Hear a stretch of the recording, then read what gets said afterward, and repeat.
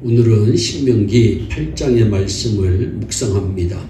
하나님은 우리에게 마침내 복 주시는 분이심을 믿으시기 바랍니다. 그러나 그 이전에 하나님께서는 우리를 낮추시고 또한 시험하십니다. 이 2절 말씀에 하나님께서 이스라엘 백성들을 40년 동안 광야의 길을 걷게 하신 것은 그들을 낮추시기 위함이었다고 분명히 말씀합니다. 16절에서도 너를 낮추시며라고 말씀하고 있습니다. 하나님은 하나님의 사람들에게 마침내는 복을 주십니다. 그러나 그 이전에 그들을 낮추십니다. 이 사실을 우리는 잊지 말고 기억해야 합니다. 성경의 요셉도 처음부터 애굽을 허용하던 총리가 아니었습니다. 하나님께서는 먼저 요셉을 낮추셨습니다. 형들에게 미움을 받게 하셨고 애굽 땅에 종이 되어 팔려가게 하셨고 또한 억울한 누명을 쓰고 감옥살이를 살게도 하시며 그를 낮추셨습니다. 그러나 요셉은 불평하지 않았습니다. 여기에 요셉의 멋진 신앙이 있는 것입니다.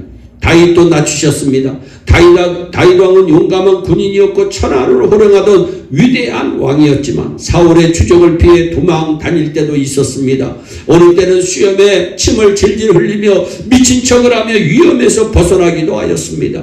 또 아들 압살롬의 반역으로 왕궁을 버리고 도망 다니기도 하였습니다. 이렇게 하나님은 다윗을 낮추셨습니다.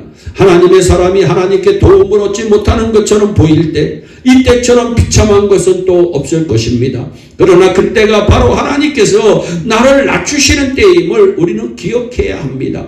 다윗은 이토록 자신을 낮추시는 분이 하나님이심을 믿었던 분입니다. 그래서 고백합니다. 천만인이 나를 둘러치려 하여도 나는 두려워 아니하리이다. 구원은 여호와께 있사오니 주의 복을 주의 백성에게 내리소서라고 기도합니다. 믿음의 용장이었던 다윗도 아픈 시련과 역경이 있었습니다. 이것이 하나님께서 다윗을 낮추시기 위함입니다. 하나님은 성도들을 더 크게 쓰시려고 더 크게 사용하시려고 낮추시는 줄로 믿으시기 바랍니다. 여러분 앞에 어려운 문제가 있습니까? 고난과 시련이 있습니까? 혹은 그것들로 인해서 여러분의 삶이 힘겹고 지쳐 있지는 않습니까? 고난에는 분명한 하나님의 뜻이 있습니다. 이 사실을 깨닫기 바랍니다. 그 뜻은 바로 하나님께서 나를 보다 온전한 작품으로 만드시는 과정임을 믿으시기 바랍니다.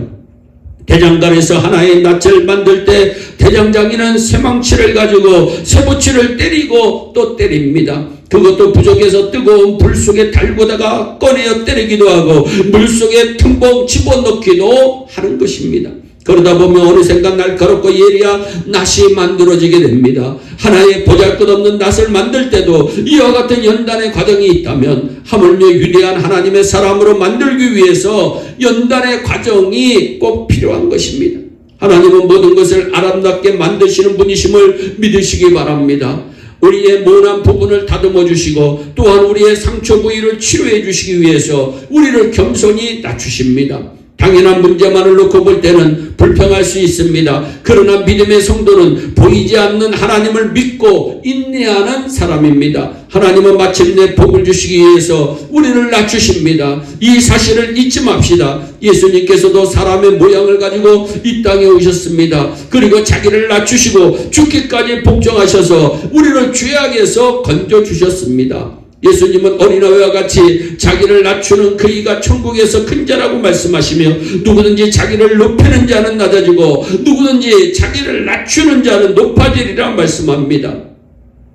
본문 14절 이하에 보면 두렵건대 내 마음이 교만하며 내 하나님 여호와를 잊어버릴까 하노라. 여호와는 너를 애굽 땅 종되었던 집에서 이끌어내고 너를 인도하여 광야길을 걷게 하셨다고 분명히 말씀합니다. 우리가 살아가는 데는 건강도 중요하고 물질도 필요합니다. 그러나 우리가 두려워해야 할 것은 물질이 없어서가 아니라 또는 건강을 잃거나 목숨을 잃어서가 아니라 여호와 하나님을 잊어버릴까 두려워해야 합니다. 두렵건대 내 마음이 교만하여 내 하나님 여호와를 잊어버릴까 하노라 늘 묵상하시기를 바랍니다. 믿는 사람들이 정말로 두려워해야 하고 사랑해야 할 대상은 하나님이심을 믿으시기 바랍니다. 사람을 두려워하지 마세요. 돈이 없어도 벌벌 떨지 마세요. 건강을 잃었다고 너무 심각한 고민에 빠지지 마세요. 이것은 불신자들의 생각입니다. 믿는 사람은 고난을 당할 때 욥과 같은 고백이 있어야 합니다. 즉 주신 자도 하나님이시요 취하신 자도 하나님이심을 믿고 오직 하나님께 영광을 돌려야 합니다. 그러므로 있으나 없으나 우리는 늘 하나님께 감사하는 자가 되어야 하는 것입니다. 환경 바라보지 맙시다. 하나님을 바라보는 담대한 믿음의 성도들이 되기를 주님의 이름으로 축원합니다. 그리고 언제나 자신을 낮추시며 하나님의 시험을 잘 통과하여 마침내 복받는 축복의 주인공들이 되시기를 주 예수 그리스도의 이름으로 축원합니다. 기도하겠습니다. 사랑의 하나님 참 감사합니다.